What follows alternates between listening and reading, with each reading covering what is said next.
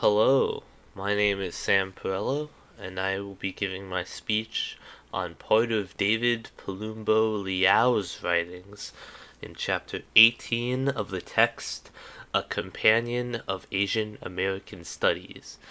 The chapter itself is being titled Los Angeles, Asians, and the Perverse Ventriloquism on the Functions of Asian America in the Recent American Imagery, published in 2005. David Palumbo-Liu is a professor and director of comparative literature at Stanford University. Palumbo-Liu got his PhD in 1988 at the University of California, Berkeley, and has since written many books and other publications specifically looking at Asian American studies. How does one derive peace of mind from an image of utter chaos and violence? One of the most conspicuous figures of the Los Angeles Rebellion of late April 1992, which circulated among popular radio talk shows, television news reports, and daily and weekly print media, was that of the vigilante Korean. In this essay, I will argue that the image of Koreans, and, by extension, Asians in general, formed an integral part of a powerful homology of race, property, violence, and justice that significantly reinforced white hegemonic identifications. At the same time, it allowed the effective absence of whites within the framework of representation, thereby affecting the pacification of social trauma remarked upon by Barths. This essay offers a set of readings of one news photo that I will argue embolizes the function of Asian Americans, both in the specific public discourses surrounding the Los Angeles Rebellion and within the late 20th century American political economy. Let us examine closely a color photograph that appeared in the 11th of May 1992 issue of Newsweek. A young Korean American male in the foreground looks askance towards the left of the frame, holding a semi-automatic handgun upright. He is wearing a Malcolm X t-shirt with the caption, "By any means necessary." Beneath that caption on the shirt is a print of a black and white photograph of a black man in a suit and tie holding an automatic rifle, looking down to the right of the frame, peering through a set of blinds out a window. In the background of the Newsweek photograph, two red fire engines spray jets of water on a smoldering building. A street sign tells us this is the Olympic Boulevard. Newsweek's caption, quoting a Korean American witness to the riots, reads, "This is not America." How can we decipher this intensely overdetermined set of ciphers? The pose seemed too deliberately to cast the Asian figure into ironic dialogue with the figure of Malcolm X, with reverse angles of vision, of perspective, and inverted objects. Malcolm X guards against the attacks of the white police state, while the young Korean American stands in for a police force that withdrew its protection of his property in order to protect white property against, predominantly, black and Latino looters and burners. The photograph in turn engages the caption, "This is not America." For although the caption would attempt to explain, to rationalize the context of the photographic image, the photo gestures towards a discursive space beyond and outside it.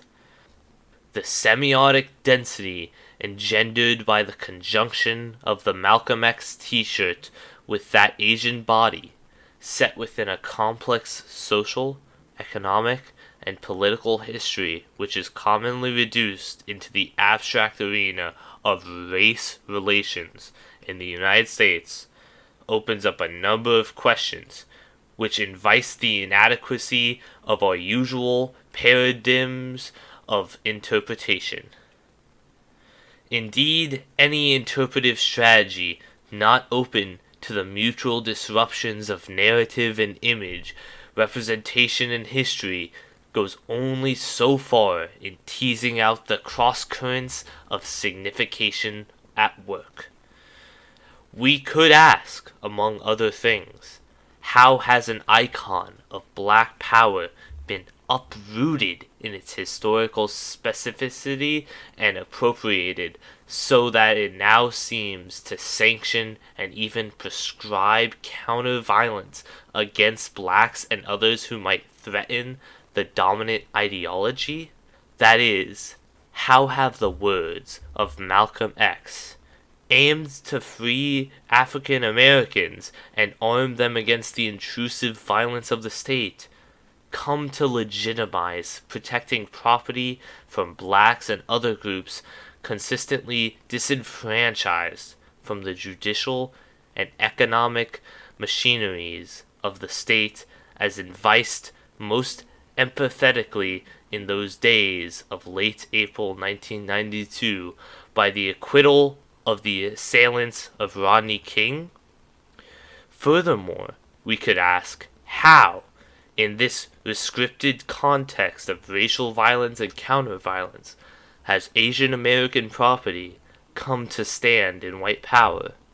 And how can we account for the incommensurateness between the Korean American vigilante and the legitimate police force to which the vigilante is symbiotically correlated?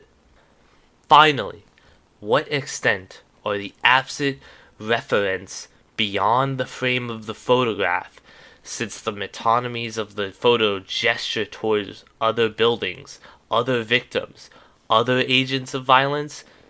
Most importantly, the text implicates a reader-viewer whose moral sense is assumed to be represented, both mimetically and in the sense of ideological speaking on the behalf of those absent, in the simple, declarative, summary recitation of other Korean American enunciation, "This is not America," which now speaks back to the photograph, creating the illusion that this is articulating the mentality of the photographed subject. But most compelling and confusing in this frame are the particular double inscriptions of the image and caption on the t-shirt with the body that displays it, and of the body with the shirt that augments the representation of that multiply significant body, Asian American male merchant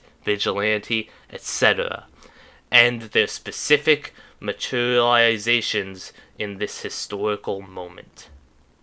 The question posed above map out a set of trajectories into the density of this image, a density which, I would stress, is linked intimately with the liminal position of Asian Americans in the United States. This photograph documents a crucial interstitial element that breaks apart the black-white dichotomy that was the simple image retained in the general account of the events of May 1992.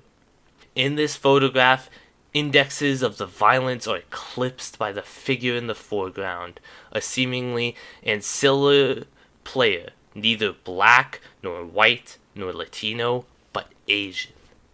Why did Newsweek select an Asian for this focal space? The obvious reason is that, supposedly, the main targets of black and Latino rage were Korean American businesses. This is in part explained by the press by the long-standing animosity between Korean Americans, and particularly blacks, and the latter being especially bitter over the slaying of a black teenage girl by a Korean American grocer who the alleged theft of a bottle of orange juice and the extremely light sentence meted out to the grocer. hierarchy of presence is significant here. An Asian body occupies the foreground in this narrative. Blacks are present as second-level images. Malcolm X on a t-shirt. However, whites are invisible. Somehow not part of this America. Thus, what is missing in the narrative implicited by this photo text is an inquiry into the structure of an economic system that historically has pitted Asians against blacks and Latinos, and which exploits that antagonism in order to construct a displaced rehearsal of a simplified white-black, purely racial antagonism. To begin to account for this elision of whites and the restaging of race relations without whites, but nonetheless containing the function of a white supremacist ideology channeled through the historically convenient body of Asian America, one must understand the continuity of the function of Asian Americans in the recent American imagery. This now concludes the excerpt of Dr. David Palumbo-Liu's writings. Thank you.